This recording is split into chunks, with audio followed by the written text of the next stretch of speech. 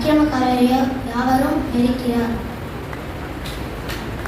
அவர் திரளான ஜனங்களை கண்டு மலையின் மேல் ஏறினார். அவர் உட்கார்ந்த பொழுது அவருடைய சீஷர்கள் அவரிடத்தில் வந்தார்கள்.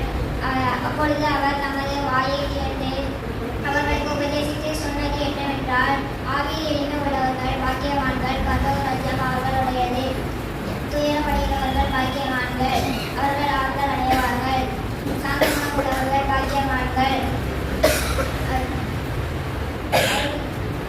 அவர்கள்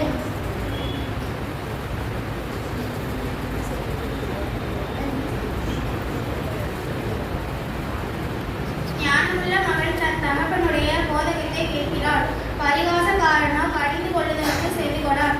மனுஷன் தன் வாயின் பலனால் நன்மையை புசிப்பான்.